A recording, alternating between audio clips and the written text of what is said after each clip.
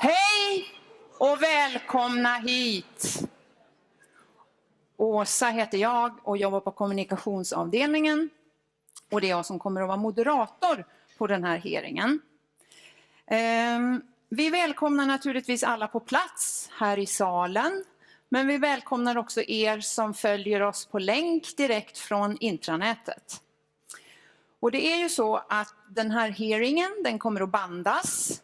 Och vi lägger ut hearingen bandat så fort vi kan, men också med engelsk text så fort vi har fått allting översatt. För er som sitter här så kan vi säga så mycket som att det finns 2 nödutgångar där och det finns en nödutgång här. Och dessutom är det så att livet på KTH säger ju att när man kommer in i en sal man har bokat så pågår reparation. Men nu har vi dealat med dem som håller på och jobbar här så att de ska sluta banka mellan 1 och 2. Så hoppas vi att det är så det är. Annars har vi löpare som vi skickar ut. Syftet med den här hearingen, det är att vi ska belysa nuläget kring det beslut som rektor fattade i slutet på februari. Och det handlar ju om skolorganisationens förändring. Och de som är här för att berätta om det och svara på frågor om det, det är rektor Sigrid Karlsson. Och sen är det prorektor Mikael Östling. Och sen är det då sammankallande för en av grupperna Amelie Eriksson Karlström från bioskolan. Och du har ju varit sammankallande för biokemi och STH-skolan. Och sen är det skolchef i Kista, Jens Sander, som har varit sammankallande för ICT, EES och CSC-skolan. Och sen är det också personalchef Annika Fröberg som är på plats. Och inför den här hearingen så har vi också haft ett frågeformulär ute på intranätet för att samla in frågor. Och vi vill verkligen tacka för det, för vi har fått in jättemycket frågor. Och många av de här frågorna är väldigt lika till sin karaktär, så därför så har vi sorterat dem och klustrat dem i lite olika kategorier. Så vi kommer att ta frågorna efterhand eftersom det är flera samma, så att ni inte känner att just min ordagranna fråga inte kommer upp, så beror det på att vi har klustrat dem. Och jag kommer att ställa de här frågorna lite grann till våra deltagare längs vägen. Men en hearing är också till för att vi som här ska kunna ställa frågor och kunna vara med. Och de vill också vara med, verkar det som. Nej, men att vi verkligen som sitter här i rummet ska kunna ställa frågor. Och det kommer ni naturligtvis att få göra. Och vi kommer till det om en stund. Så jag säger till när vi släpper på frågorna, för då har vi också löpare med mikrofoner som går runt. För det kan ju vara så att vi också kan få svar på vissa frågor som de säger nu här. Och då kan vi säga att sammantaget den allra mest frekventa frågan som har kommit in, det är varför ska vi göra den här omorganisationen och varför ska vi göra den nu? Så då är frågan om du kan utveckla det lite grann, Sigrid. Vad är det för problem som ska lösas? Jag vill börja med att säga att det handlar inte om att det finns problem på KTH i något avseende.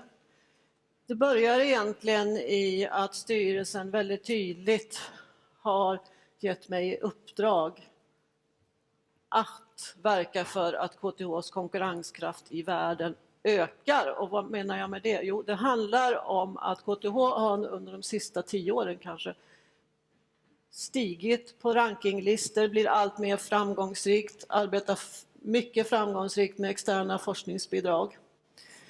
Men styrelsen, som är ytterst ansvarig, ser också att vi nu ligger på en position där vi pendlar lite upp och ner och att andra lärosäten jobbar snabbare och mer framgångsrikt än vi. Så jag har haft flera samtal med styrelseordförande om detta. Att KTH måste öka konkurrenskraften i alla våra uppdrag. Jag har en vision för KTH som gäller utbildning. Nämligen att KTH som helhet i alla dess delar ska vara en så kallad utmärkt utbildningsmiljö. För det är nämligen så att ska vi konkurrera som vi vill göra på världsmarknaden så handlar det inte bara om citeringar och forskning. Det handlar också om att ha en utbildning i världsklass. Och när jag säger utmärkt utbildningsmiljö så handlar det om 3 dimensioner. Hög kvalitet, kontinuerligt kvalitetsutvecklingsarbete. Det handlar om kultur. Det handlar om kultur hos studenterna, hur tar de sig an sitt lärande, men lika mycket till oss som är på KTH. Hur ser vi på studenterna? Hur viktiga är de för oss? Att ha ett bra samspel med våra studenter på alla de sätt som är möjliga är jätteviktigt att ha den goda kulturen. Och den 3:e dimensionen är infrastruktur. Vi utbildar ingenjörer och arkitekter. Om jag gör en kort sammanfattning, det är vad vi är experter på. Och om det är något som förenar oss alla i det så är det att det finns stora inslag av det praktiska kunnandet i detta. Och under årens lopp så har finansiering på olika sätt gjort att vi delvis har dragit ner. Det har varit svårt för oss att hålla bra infrastruktur aktuell. Så det är min vision när det gäller utbildning.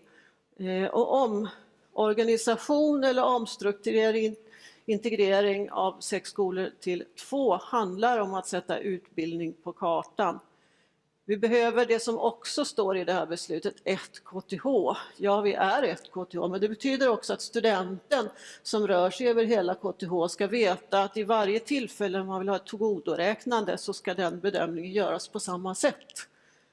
Eller om man kommer och säger att jag vill läsa mer än 300 HP så ska de veta att de får samma svar överallt, och så är det inte riktigt idag. Så därför har jag initierat och fattat det här beslutet att påbörja integrering av 6 skolor till 2 utifrån ämnesmässig samhörighet och ett flertal andra kriterier. Det handlar också om GRU och andel GRU. Det står i beslutet att det ska vara en balans mellan utbildning och forskning och att skolorna ska ha ungefär lika mycket GRU. Och vi kan titta på några bilder. Så här ser det ut idag. Givet att detta är siffror som är hämtade från VIS, så det kan finnas vissa felaktigheter. Det finns 3 skolor som ligger kring 20-22% GRU och sen finns det 6 som har olika andel av vad man gör som är GRU. Och det som präglar ett universitet är ju ändå det att vi har ett ansvar för utbildning och forskning och samverkan i dessa. Och då blir det så att vissa delar av KTH är mer forskning än det är utbildning. En annan parameter om vi jämför GRU med GRU-omsättning så ser vi att längst till höger i den här bilden så har vi de stora skolorna. Och det betyder att det finns en möjlighet till en effektivare GRU-administration genom att göra den här typen av integrering. Sen är det ganska svårt att analysera GRU och vilka kostnader som ligger där. Därför på vissa håll på KTH så är det adjunkter som utför administrativa uppgifter som egentligen skulle vara anställda administratörer och så vidare. Men det här visar ändå så att det finns skalfördelar med att göra på det här sättet. Och det är en sak, men det viktigaste är ju att jag är den fasta övertygelsen av att den här strukturen skapar en möjlighet att bli en utmärkt utbildningsmiljö i de här 3 dimensionerna. Och då kan man väl säga att det finns ju nu, som ni alla har tillgång till, 3 rapporter. Jag vill bara säga någonting om ECE. ECE är inte i samma skede. Och jag vill bara nämna ECE och återigen poängtera att det är en väldigt viktig verksamhet som pågår där. Vid den senaste myndighetsdialogen så får vi positiva medskick från statssekreteraren. Och en sak som hon lyfte särskilt handlade om KTHs bidrag till lärarutbildningen i Sverige. Man ser väldigt positivt på det. Och vad som ska hända med EC är ju inte egentligen forum för dagens dialog, eftersom det handlar om de 2 andra rapporterna. Men det är en första inledande översyn som är gjord av skolchef, vice skolchef tillsammans med prodekanen som är ansvarig för utbildning. Om vi tittar på nästa bild så ser vi hur det skulle kunna se ut. Det vill säga, det blir i princip, bortsett från bio, kemis, STH, ganska likvärdiga stora enheter över hela KTH. Effektivare gruvuttag betyder i slutändan att det finns möjlighet att mer resurser går direkt till utbildning, alltså mötet studentlärare.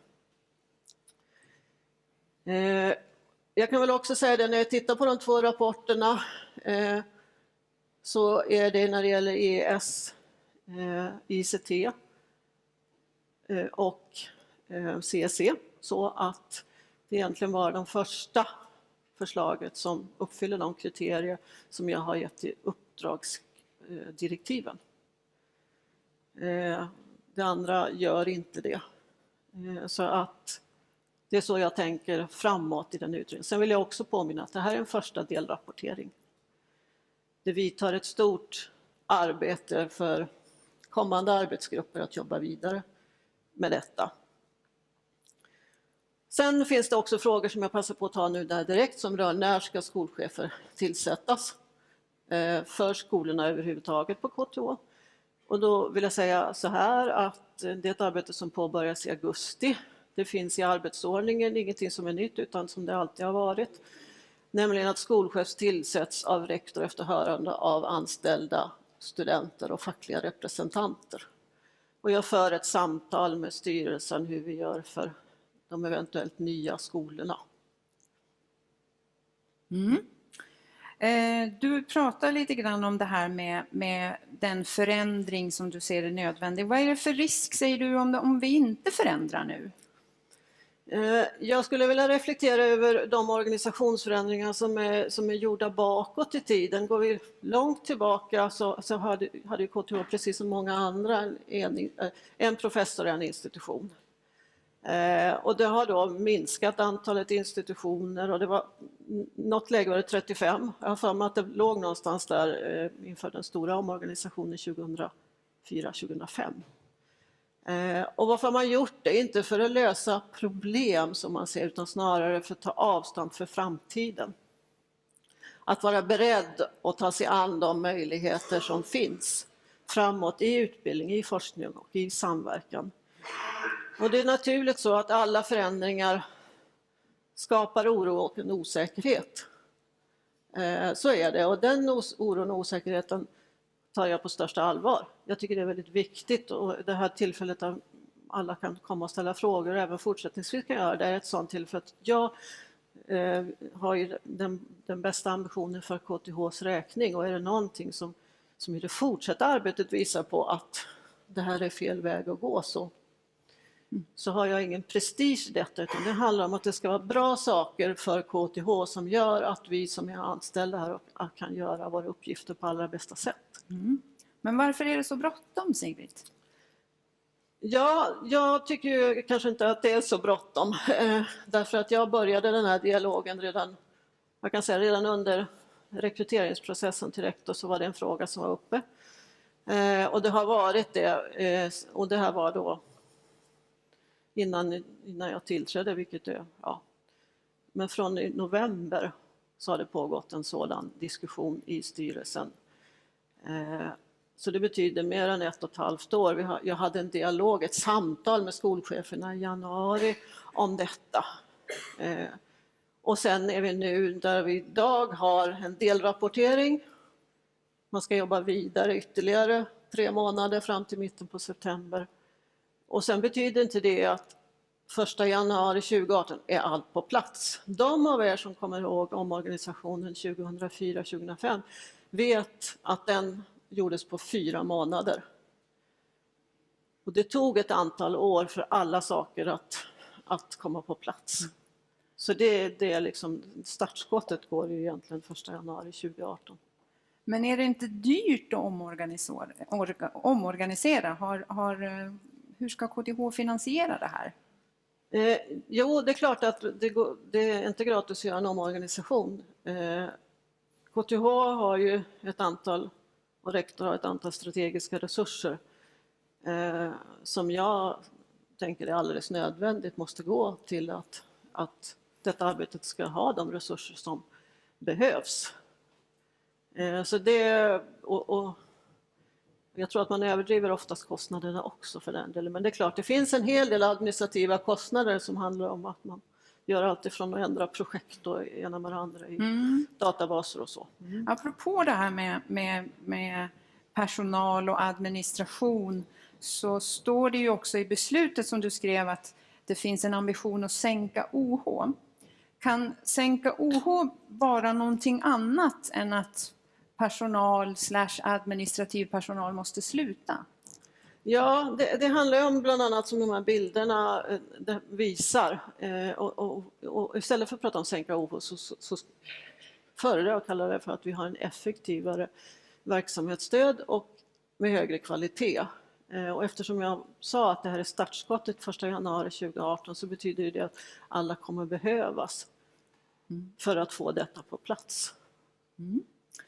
Men varför tycker du då att man som medarbetare, vi som medarbetare här, liksom, varför ska vi bejaka den här förändringen? Vad är det för målbild? Målbilden är utmärkt utbildningsmiljö, att utbildningen ska vara väldigt stark och också attraktiv och att vi kan vara ett föredöme när det gäller utbildning inom våra områden, teknikvetenskap, arkitektur och så. Nu nämnde du nyss här att idag så har vi lite fokus och du har initierat ditt beslut att det är de här 6 skolorna berörs. Varför är det ingen översyn av fler skolor? Det finns ju kanske viss verksamhet som inte precis jackar in i de här 6 som det berörs, att det kan beröra någon annan skola. Hur ser du på det? Jag ser det här som att först kommer detta på plats och sen behöver man se var passar allt in. Är det så att någonting passar bättre in i den här nya skolan och tvärtom. Det måste man ta i ett nästa steg. En del frågor som vi har fått in här, de handlar lite grann om organisationsforskning. Och hur rimmar då den här planen för omorganisation med det senaste inom organisationsforskningen? Har du någon förebild där?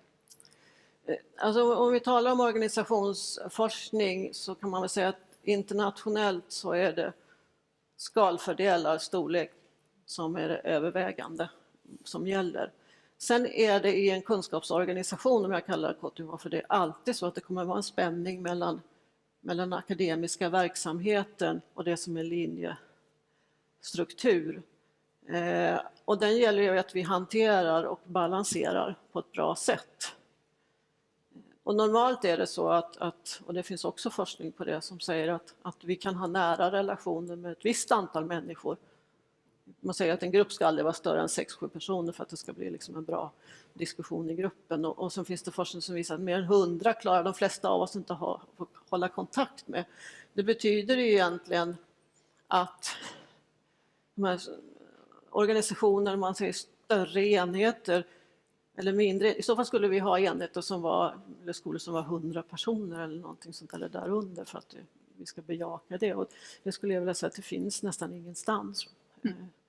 Och det handlar om, vad det blir väldigt viktigt eller vad är viktigt och har varit viktigt hela tiden, det är ju att vi förmår ha en öppen dialog och ett samtal med varandra på olika nivåer. Och det är ett ansvar för de som är chefer, skolchefer, avdelningschefer, institutionschefer, forskningsledare att ha det här samtalet så alla känner att man är delaktiga i det som händer och också kunna känna att man blir lyssnad på. Sen, att bli lyssnad på är inte samma sak som att alla 5000 anställda kan få precis som man tänker och vill själv. Precis. Då tror jag vi tackar dig så länge, Sigbritt, och vi kan nog kanske komma tillbaks till det här med hur det ser ut för personal och så när vi får lite analys av kollegorna här. Så Amelie, hur ser det ut med analysen av integrationen av de 3 skolorna som du har varit sammankallande för? Vad har ni för utmaningar och möjligheter? Ja, jag heter Amelie Eriksson Karlström och jag är då skolchef på Skolan för bioteknologi. Och jag har varit sammankallande i den arbetsgruppen som har på rektors uppdrag arbetat med att ta fram en plan för hur man ska kunna integrera skolorna för bioteknologi, kemivetenskap och teknik och hälsa. Och som rektor precis beskrev, så är syftet med det här arbetet att bygga för framtiden. Att bygga en stark konstellation som är bättre lämpad än dagens organisation för att hantera framtida utmaningar. Och några av de utgångspunkter som vi har haft i det här arbetet är då att föreslå en organisation som skapar bra möjligheter för att få bättre kvalitet i utbildningen, mer effektivt verksamhetsstöd och bättre utnyttjande av resurser. Så det är vårt uppdrag, det är det vi har haft med oss in i arbetet.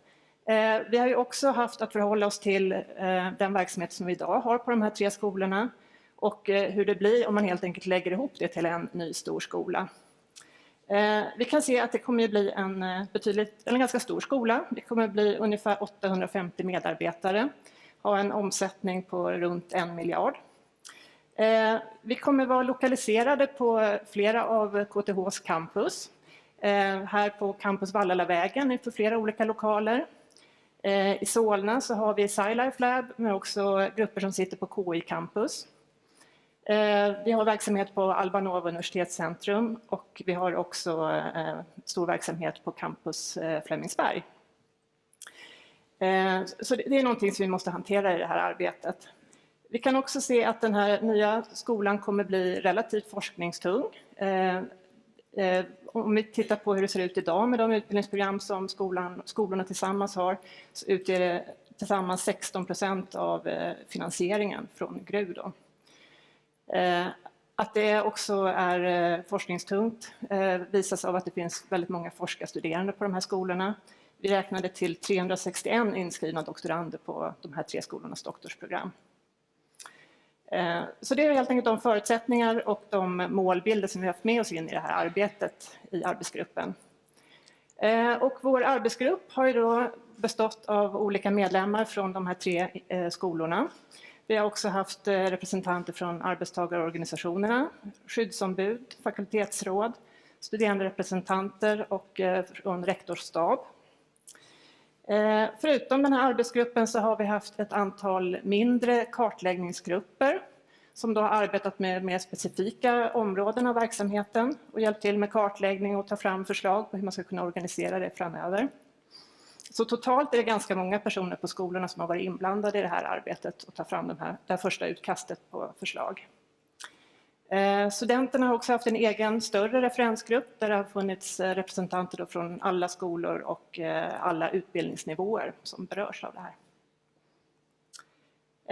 Vi har arbetat i 2 etapper kan man säga. Vi började med en kartläggningsfas där vi tittade mycket på hur verksamheten såg ut på de här 3 skolorna idag. Vad är det för likheter och skillnader i verksamhetens förutsättningar och vilket sätt man arbetar på. Sen har vi jobbat i en andra fas med att ta fram förslag och det är det då som är sammanfattat i den här första delrapporten som skickades in 31 maj och som nu finns tillgänglig på intranätet. Det finns ett antal bilagor till den rapporten som då är resultatet av den kartläggning av verksamheten som har gjorts. Nu är vi inne i en väldigt viktig fas av det här arbetet och det är att vi diskuterar det här första utkastet på förslag. Och det gör vi i flera olika forum. Här, när hearingen idag är då ett sådant tillfälle, men det diskuteras ju också i de här skolornas ledningsgrupper, skolsamverkansgrupper och andra typer av skolmöten. Så nu tar vi till oss alla synpunkter och kommentarer. Det är jätteviktigt att vi har en bra diskussion. Och efter att vi med hjälp av de synpunkterna och kommentarerna som vi får från personal och studenter och också återkoppling från rektor så kommer vi sedan arbeta vidare och ta fram ett slutgiltigt förslag då som ska vara klart den 15 september. Om vi tittar då på den lägesrapporten som vi har idag, som är det vi diskuterar, så är en viktig del av det arbetet har varit att titta på hur man ska kunna organisera forsknings- och utbildningsämnena i den här nya skolan. Och här har vi diskuterat 3 möjliga modeller på hur man skulle eventuellt kunna organisera det här. I den första modellen så utgår man mycket från den avdelningsstruktur som vi har idag på de här 3 skolorna. På STH har man idag 3 avdelningar. På bioskolan har vi 6 avdelningar och på kemivetenskap har man 3 institutioner och en ingenjörspedagogisk avdelning. Och om man skulle kunna tänka sig att man behåller alla de avdelningarna och institutionerna och att man har en vice skolchef som leder varje del och sen en skolchef ovanför dem i linjeorganisationen som jobbar med skolövergripande frågor. Det här skulle vara ganska små förändringar jämfört med idag. Vi tror att det inte är en så bra modell, dels för att det blir större avstånd mellan verksamheten och avdelningarna upp till skolchef och i nästa skede upp till rektor. Det blir också väldigt konserverande av den nuvarande strukturen som vi har i de här 3 skolorna, vilket inte kanske är det lämpligaste sättet att bygga för framtiden. I modell B så ser vi att man likaledes då behåller de här avdelningsstrukturen som vi har idag. Men att för att få en ökad integration och samarbete mellan olika ämnesområdena så lägger man dem på samma nivå och rapporterar direkt till skolchef. Här tror vi att det är en modell som inte heller kommer kanske fungera så bra. Det blir väldigt många avdelningar, det blir en stor ledningsgrupp om man ska ha 13 avdelningschefer. Det kan bli svårt att föra olika strategiska samtal i en sån ledningsgrupp. Det är också möjligen ett problem att en del av de här avdelningarna då kommer vara ganska olika i storlek och typ av verksamhet. Så den sista modellen som är den som vi förordar då i den här första rapporten är modell C, där man stöper om de nuvarande, har jag så lite tid kvar? Ja, där man stöper om avdelningarna och gör en ny organisation där man samlar dem i ett färre antal avdelningar och som då rapporterar direkt till skolchef. Och vi tror att det här har fördelar för det är en platt organisation, det blir en ledningsgrupp som är hanterbar i storleken och man får ändå den här fördelen med att man får en ökad kontakt inom ämnesområdena. Så sammanfattningsvis, de förslag som vi för fram i rapporten är då en ny avdelningsstruktur med 8 avdelningar. Vi har tittat på ett resursfördelningssystem där vi anser att en viktig princip är att all fakultet har del av skolans basmedel som en grund för sin anställning och sin verksamhet.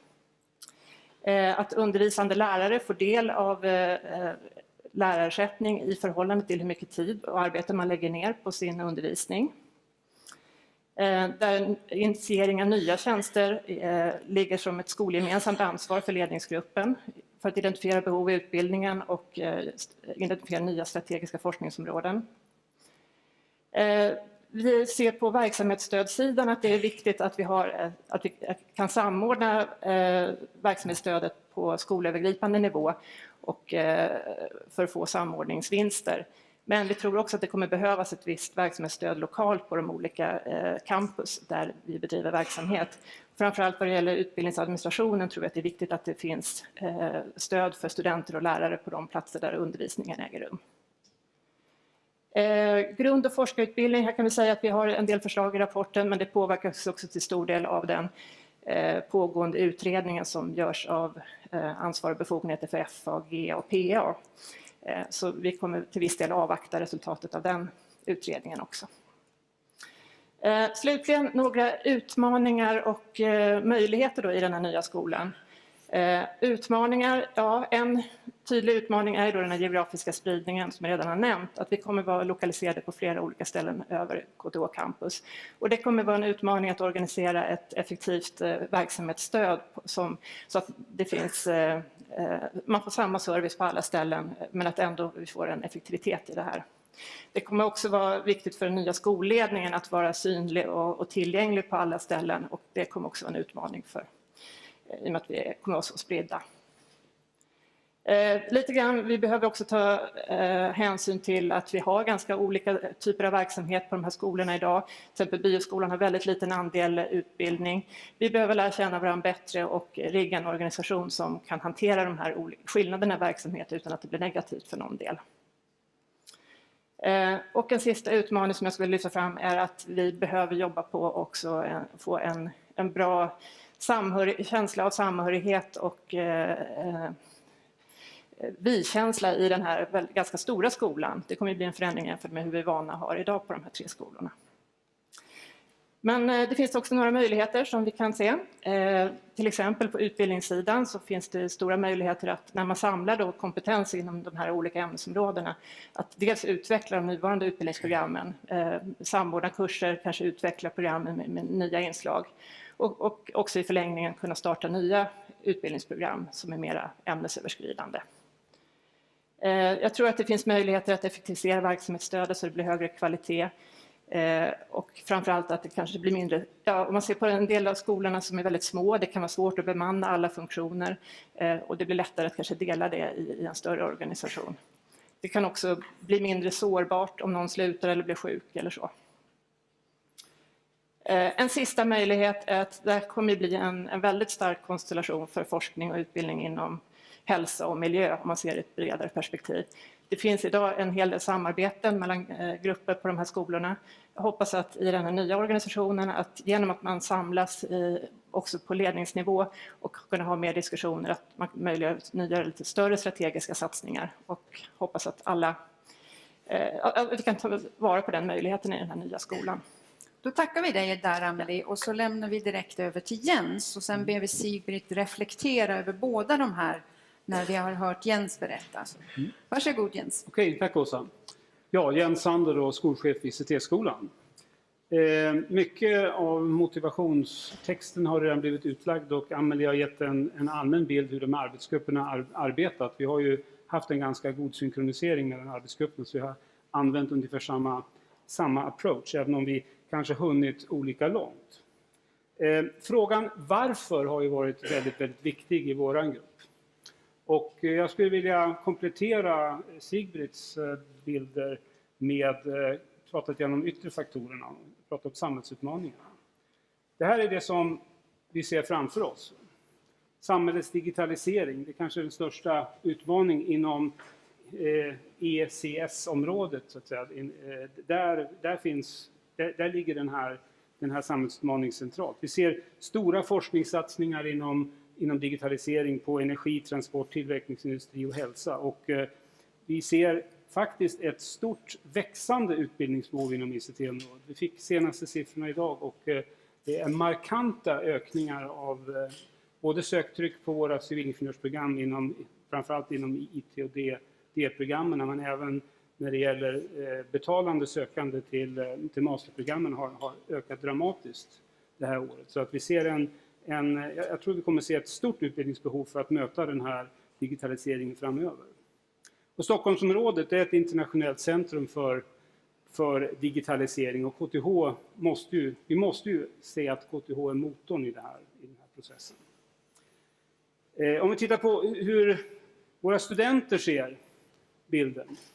Ja, det är ett ganska snårigt utbildningsutbud. Det är ett stort antal civilingenjörsprogram och högskoleingenjörsprogram som är utspridda på 4 skolor. Och det är räknat till 15 masterprogram som just blivit godkända så att, inom de här områdena. Och det är ett stort överlapp.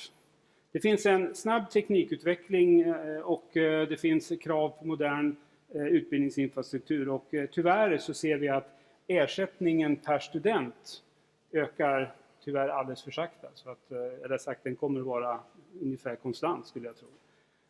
Och vi har en brist på lärare så att vi måste effektivisera. Vi har inte råd att i flera organisationer bedriva ungefär samma utbildning överlappande eller till och med i konkurrens med varandra. Det är liksom inte en väg framåt. Så varför behöver vi då en ny organisation?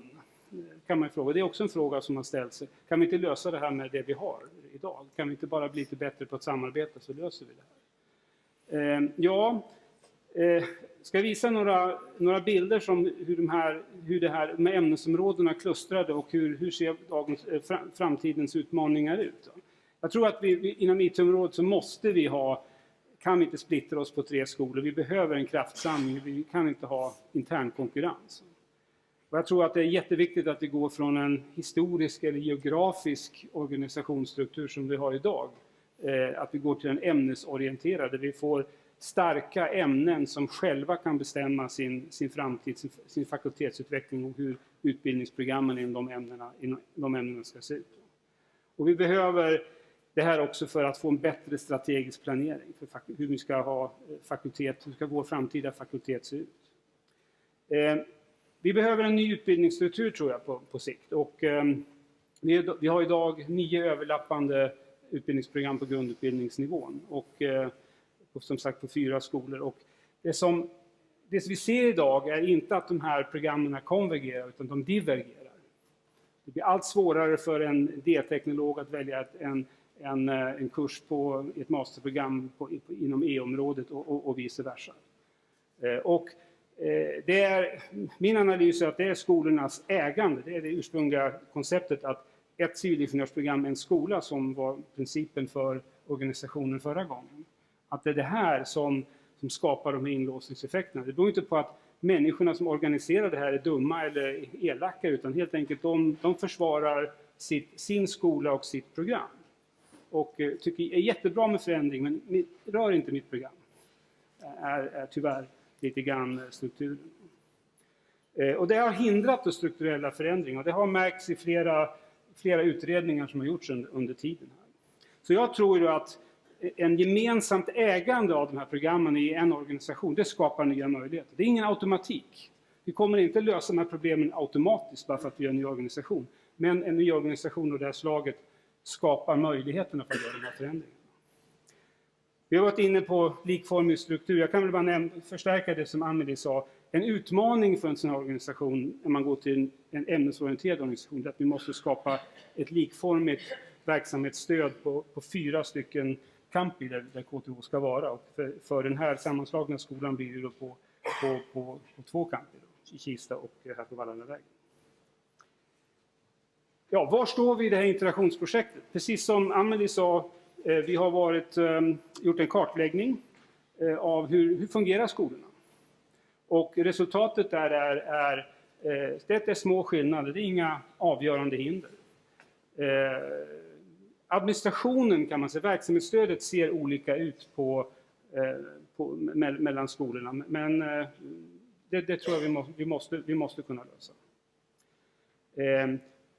Vi har haft en fakultetsgrupp i vår fas 2 här som har gjort en ämneskartläggning. Och det visar sig att ämneskartan, i alla fall om man tittar på lite avstånd, så är egentligen inga kontroverser där. Däremot sen om man ska mappa det på en organisationsstruktur, hur många avdelningar, hur många hierarkiska nivåer vi ska ha, det återstår en hel del arbete. Och i nästa steg så måste avdelningschefer och ledning på de här skolorna vara inblandade. Ledningen för de här framtida skolorna vara inblandade i att försöka rita den här kartan. Och det har gjort att vi i den här lägesrapporten har 2 scenarier. Och vi kunde inte riktigt komma överens om vart vi skulle.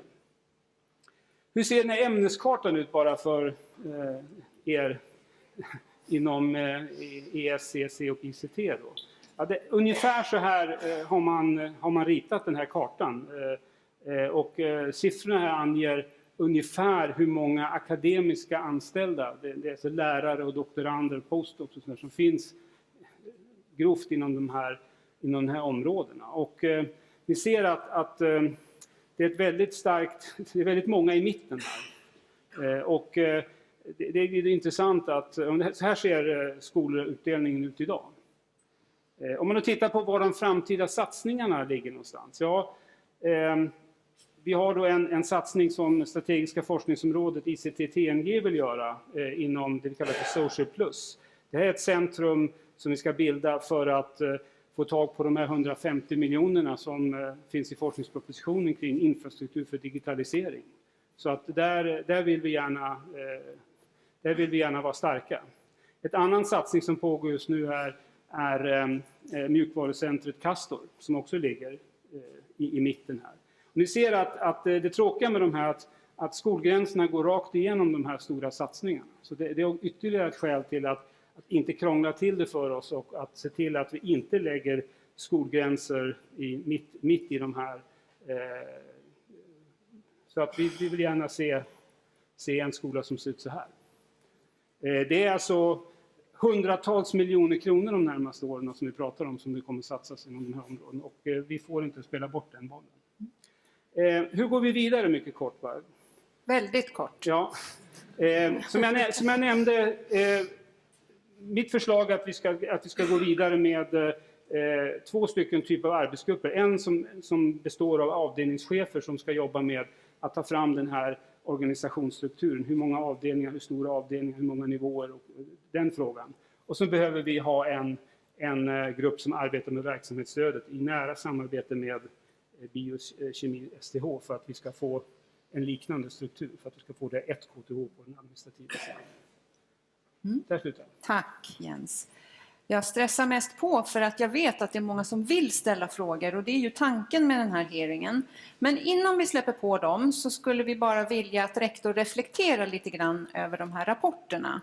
Vad är dina tankar när du har fått delrapporterna så här långt? För det första så vill jag säga att det är ett väldigt gediget arbete som är gjort av arbetsgrupperna med, vad ska vi säga, ett öppet sinne. Att se möjligheterna och vilka fördelar det har att göra den här integrationen. Likaså den första rapporten på EC. Så det är det första jag vill säga. Sen det andra jag vill säga är ju då att det som behövs från och med nu och fram till 15 september som är lite mindre av rapporterna, det är ju effekter och gedigna konsekvensanalyser. Det är någonting som är jätteviktigt i det fortsatta arbetet, att verkligen lyfta på varje sten i detta. För att det är klart att det blir effekter, och vissa effekter kan vi ta oss an, men vi behöver veta om dem. Så det är någonting som behöver göras. Och sen ser jag också att arbetsgrupperna behöver förstärkas. Till exempel så behöver det så har jag pratat med Annika Fröberg att arbetsgrupperna ska förstärkas av en central HR-person. Och det är för att fånga upp frågor som rör mig som individ och oron.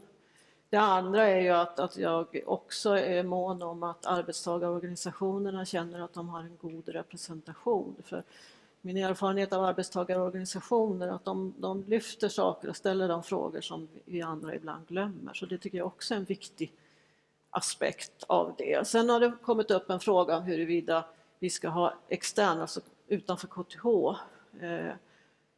Och då kan man väl fundera, det jag funderar själv om jag tittar på Representation menar du? representation in i arbetsgrupperna. Ja. Om jag tittar på någon extern organisation, till exempel Ericsson, så har jag ingen som helst aning om den inre eller interna organisationen. Det jag som rektor möjligen tänker, vem ska jag prata med som är liksom på min nivå? Och forskare, då tänker man, jag känner forskare X där, jag jobbar med den, jag har ingen som helst aning om hur den ser ut, och egentligen så, och det gäller ju mig, bryr jag mig inte så mycket om det.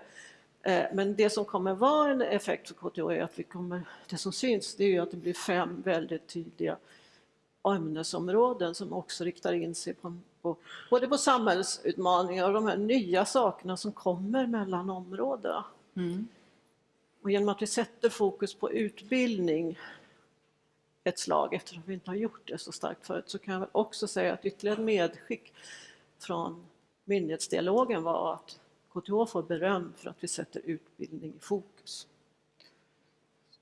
Så det som händer nu är liksom en liten omstöpning, och sen kommer jag också ge tydliga riktlinjer och vid behov genom dialog med Amelie och Jens och att liksom, är det någon tillägg till direktiv som behövs och så. Bra, då tror jag vi stannar där, för att vi har ungefär 15-16 minuter kvar, och nu tror jag det är viktigt att vi som sitter här kan få ställa lite frågor. Och då har vi Elin och Kjell som springer omkring med mikrofoner. Och om ni vänder er om och tittar på den som Kjell har, som ser ut som en liten kudde. När man pratar i den så ska man inte hålla den så här och inte heller här. Så håll den bara framför bröstet så hör man jättebra vad man säger. Är det någon som vill ställa en fråga? Ingen? Där, väldigt nära Kjell. Per Westerlund, elektroteknisk teori och konstruktion. Jag har läst de här rapporterna och konstaterat att det var mycket genomgång av praktiska saker, fördelning och av resurser, verksamhetsstöd. Det som inte saknas en hel del, men kom upp där med Jens, var att hur ser utbildningsprogrammen ut? Vad är det vi ska göra bättre där? Och hur ska vi strukturera om ämnena? Men den stora frågan tycker jag är, vad är det som inte fungerar skolövergripande nu som vi måste faktiskt slå ihop skolor för? Eller hur viktig är skolgränsen och vad är det som vi ska lösa genom att slå ihop skolor? Vilka grejer blir komplicerade med program eller samarbete? Eller just det här med att saker och ting ges på flera olika ställen samtidigt. Hur stort är det problemet?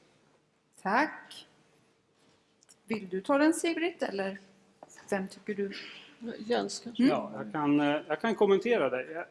Precis som jag sa så kan man väl säga att forskningssamarbete i ett forskningsprojekt, det sker oberoende av murar som byggs mellan skolor, utan forskarna kan flyga, så det är inga problem. Däremot de här långsiktiga strategiska frågorna som vilken fakultet ska vi bygga upp? Om ett visst ämne finns på 3 skolor så kommer de fatta olika beslut om vilken fakultetsrekrytering man ska ha. Och det är ju inte så bra. Jag kan tänka mig att just när det är i CS-konstellationen, där finns det då ett mittfält där problemen finns idag, där det finns den här överlapp, där det finns den här konkurrensen mellan skolorna. Och så finns det de som är lite mer på kanten som inte kommer märka någon skillnad av en sån här sammanslagning. För det är en relevant fråga. Varför ska vi göra den här omorganisationen när vi inte har någon nytta? Utan nyttan kommer för de som finns på ett annat ställe inom den här skolorganisationen. Och det är fullt förståeligt. Och ibland är det svårt då att ge alla en omedelbar direkt nytta för den egna organisationen. Men det här är då för KTHs bästa, eller för den långsiktiga utvecklingen. Tackar vi för det. Vi har säkert fler frågor. Det är jättebra när ni fokuserar på frågan som Före gjorde innan. Nu ska vi se här. Ni får ha lite spänst i benen, mina medarbetare. Jag tror det var Hanni Randit här som var först. Ja, tack. Mats Nilsson heter jag, är grundutbildningsansvarig för Skolan för teknik och hälsa. Det är lite intressant om man lyssnar på Jens och Amelie att det är ganska olika motivationer. För Jens, du nämner ju mycket det här med att det finns överlapp, att man ska inte göra samma sak på 2 ställen, medan det andra klustret är ju nästan tvärtom. Det finns inget överlapp alls i princip man pratar. Så min största fråga är egentligen, varför inte istället tänka från början så att vilka områden vill vi forska och utbilda och bygga skolorna runt dessa? För vi lägger ju egentligen bara pussel med samma gamla bitar istället för att bygga något nytt med utifrån i framtiden faktiskt vi tror att det ska se ut. Ja, den frågan kanske påminner lite om någon som vi hade tidigare om vilka områden vi tar i taget. Vill du kommentera, lägga till något, Sigrid? Ja, alltså, det är klart att jag kan hålla med dig om att vi kan bygga utifrån de utbildning och forskning som vi ska ha och bygga om helt från början. För mig så ter det sig en ännu större förändring än den vi har. Och sen är det ju så att just för det, om jag kallar det för det klustret, så behöver man kanske i den kommande delen jobba ännu mer. Vad finns det för överlapp? Och jag ser ju verksamheten på STH i Flemingsberg som någonting där KTH har en väldigt unik placering. Närhet till Karolinska, Södertörn, Röda Korset, alltså där teknik och hälsa. Och då finns det en hel del forskning inom teknik och hälsa, om jag kallar det liksom i breda märkelsen, på bio och kemi som skulle liksom kunna bygga upp någonting nytt. Sen så vill jag också säga det att i steg 2 så handlar det om att se, är det så att allt som är placerat inom de här 5, om det nu blir så, ligger som allra bäst just där. Men det är klart, fick vi börja om och rita om hela kartan, då kanske vi skulle ha en annan bild av vad vi behöver göra nu är ju liksom rusta för framtiden. Vad är det för krav som ställs på utbildning? Sen vill jag ändå påminna alla om den Axelssonska utredningen som var ett stort arbete som handlar om hur det är för många program, eller ska de vara breda, ska de se ut på något annat sätt. Så jag skulle ju gärna se att detta kommer in också i er rapport sen i nästa steg, det du tar upp.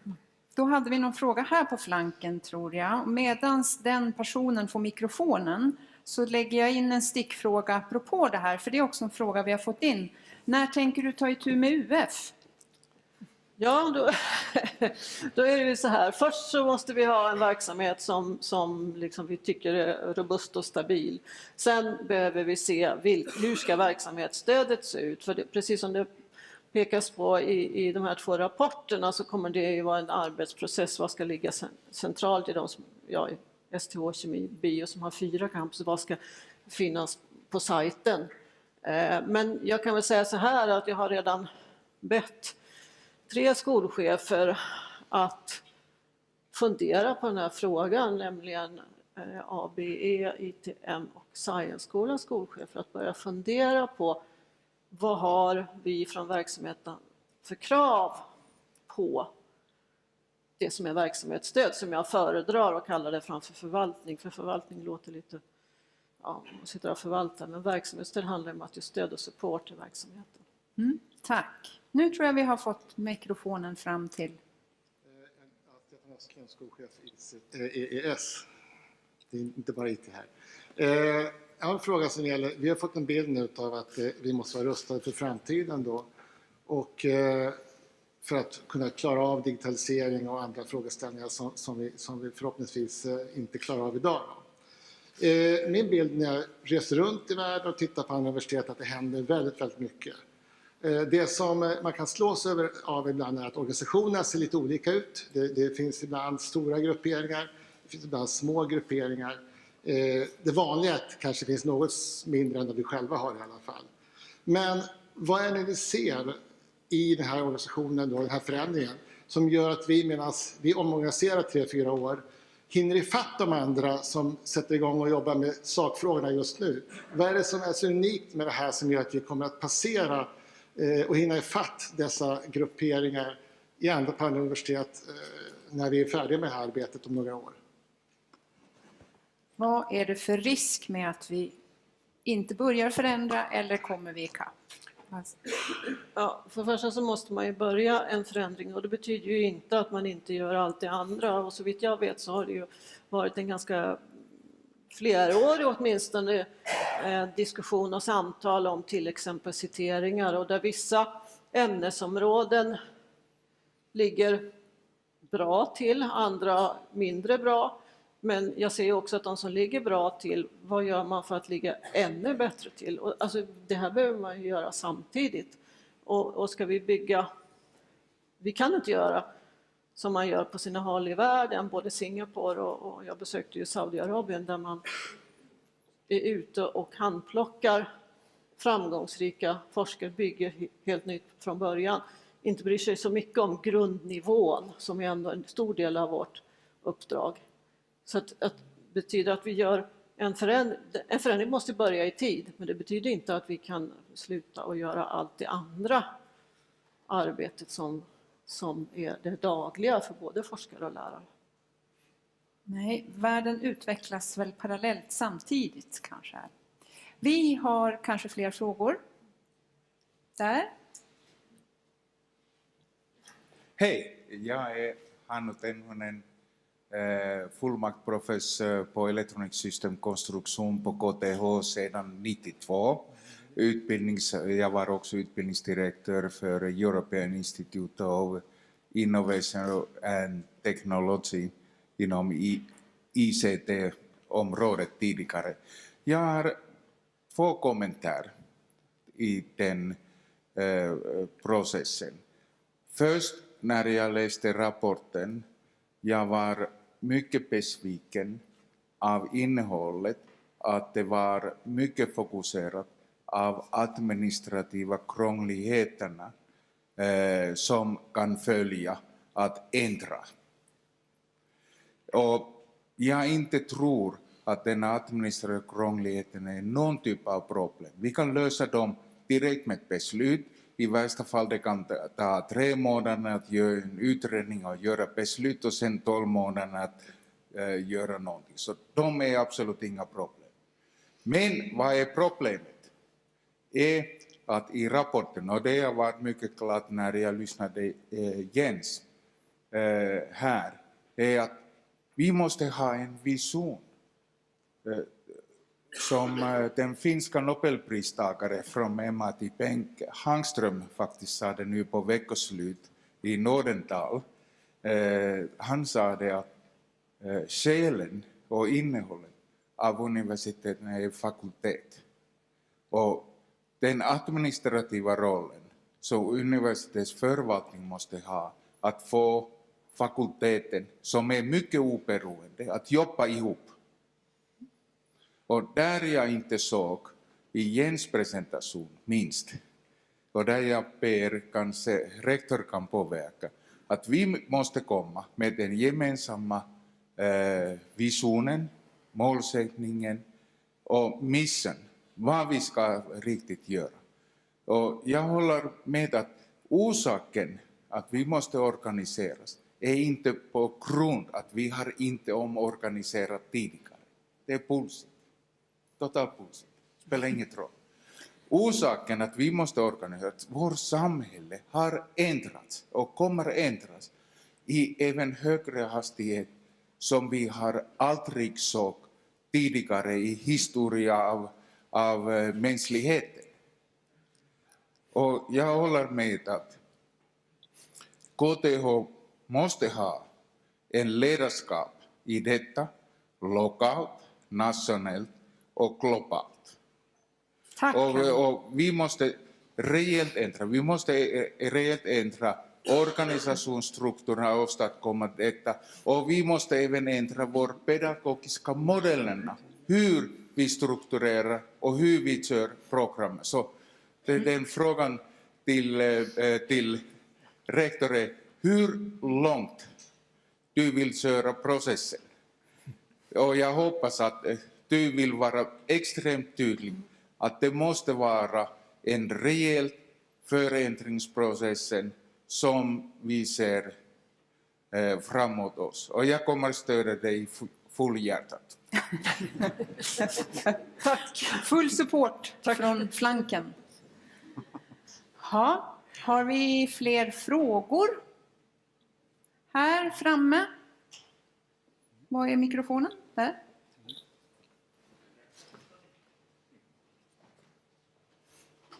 Joakim Jaldén, programansvarig för civilingenjörprogrammet elektroteknik.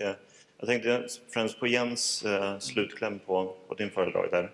När du nämnde arbetsgrupper inför slutrapporten så nämnde du inte undervisning.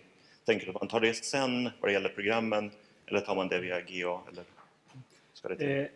Ja, det får ju arbetsgruppen komma fram till, men min tanke är nog att vi måste få de andra bitarna på plats först. Och att när vi har det här gemensamma ägandet, den gemensamma tanken, så får vi börja jobba med de frågorna. Och som sagt, jag tror ju för att det här ska vara realistiskt och inte ska skapa för mycket administrativt turbulens så måste vi jobba med de bitar vi har till att börja med. Jag tror inte att vi ska göra nya avdelningar och vi måste jobba med de byggblock vi har. Så det är en lång förändringsprocess som jag tror framför oss. Den här nya organisationen skapas möjligheten, men som jag sa tidigare, den skapar inte per automatik att allting händer av sig självt. Utan det är ett hårt jobb, men vi har möjligheten att göra de här förändringarna som behövs. Tack. Nu har vi 1 minut kvar, så det är någon mer som kan fråga. Och medans vi flyttar på mikrofonen så ställer jag en fråga till Annika, tror jag, som är bäst lämpad att svara på den som vi har fått in. Och det är det här, ska alla söka om sina tjänster i det här, eller hur är det tänkt? Nej, det ska man inte behöva göra. Utan vi ser ju faktiskt självklart som att det kan bli vissa som kommer att få nya arbetsuppgifter eller andra uppdrag.